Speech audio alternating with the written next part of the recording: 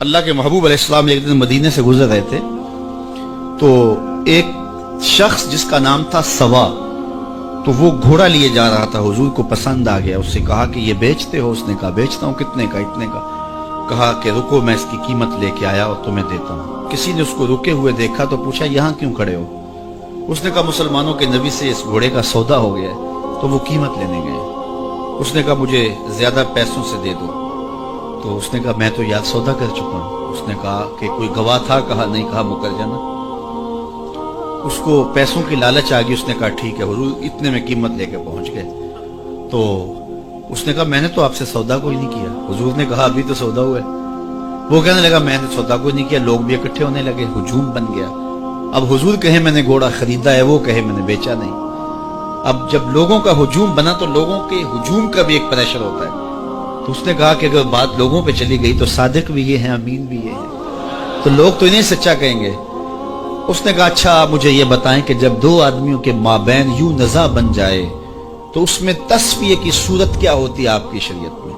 تو حضور نے فرمایا میری شریعت تو کہتی ہے کہ جو مدعی ہے وہ گواہ لائے، والیمین علی من انکر، جو انکار کرتا ہے وہ قسم دے دے۔ اس نے کہا پھر ٹھیک ہے، آپ کا دعویٰ ہے کہ آپ نے گھوڑا خریدا ہے تو پھر آپ گواہ دیں، اور اگر آپ کے پاس گواہ نہیں ہے تو پھر میں قسم دے دیتا ہوں۔ جھوٹ اس نے پہلے بول لیا تھا، قسم دینا اس کے لیے مشکل نہیں تھا، اس کو یہ بھی پتا تھا گواہ کوئی نہیں۔ تو اس نے کہا جناب آپ گواہ پیش کر دیں تو میں گھوڑا دے دیتا ہوں جس قیمت پہ آپ بتا رہے ہیں، اور اگر آپ کے پاس گواہ نہیں ہے تو پھر میں قسم دے دیتا ہوں۔ اب بھری بزم تھی، لوگوں کا ہجوم تھا، اور اس نے ایک ایسی بات کی۔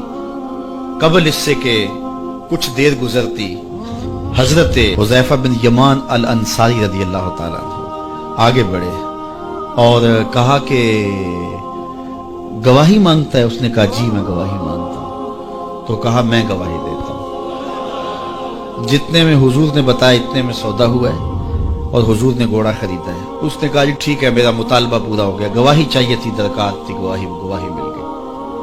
تو اس نے گھوڑا دے دیا اور قیمت اس نے لے لی۔ قیمت اس نے اپنی مرضی کی گھوڑے کے مطابق ہی لی تھی، وہ تو زیادہ پیسوں کے لالچ میں مکرا تھا۔ تو خیر اس کو راستہ نکلنے کا مل گیا۔ لوگ ہٹنے لگے تو حضور نے حضرت حذیفہ رضی اللہ تعالیٰ عنہ کو اشارے سے قریب کیا اور کہا کہ تم نے گواہی دی، تم تو موقع پہ موجود ہی نہیں تھے، تو تم نے گواہی کیسے دی؟ تو حضرت حذیفہ رضی اللہ تعالیٰ عنہ نے کہا حضور گھوڑا کیا ہے، آپ کے کہنے پہ تو ہم نے رب کی گواہی دے دی، ہم نے رب کو دیکھا تھا، آپ نے کہا نہ ہے تو ہم نے مان لیا، تو یہ گھوڑا کیا ہوتا ہے؟ تو حضور نے حضرت حذیفہ کا ہاتھ پکڑ کے فضا میں بلند کیا اور لوگوں کو کہا جانے والوں رک جاؤ۔ لوگ ٹھہر گئے۔ کہا کسی عدالت کچہری میں گواہ کی ضرورت ہو تو میری شریعت 2 گواہ مانگتی ہے، لیکن جہاں میرا خزیمہ ہوگا، ہاں حذیفہ نہیں، خزیمہ بن ثابت انصاری رضی اللہ عنہ، جہاں میرا خزیمہ ہوگا وہاں ایک کی گواہی 2 کے قائم مقام ہوگا۔ فیض پہنچا اے رضا احمد پاک کا، ورنہ ہم کیا جانتے خدا کون ہے۔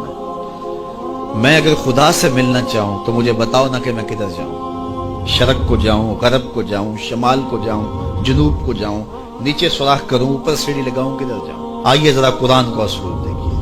وَإِذَا سَأَلَكَ عِبَادِي أَنِّي فَإِنِّي قَرِيبٌ، حبیب میرے بندے تیرے پاس آ کے میرا پوچھتے ہیں، بندے میرے ہیں، مجھے ڈھونڈتے ڈھونڈتے تیرے پاس آ گئے اور تیرے پاس آ کے پھر میرا پوچھنے لگے۔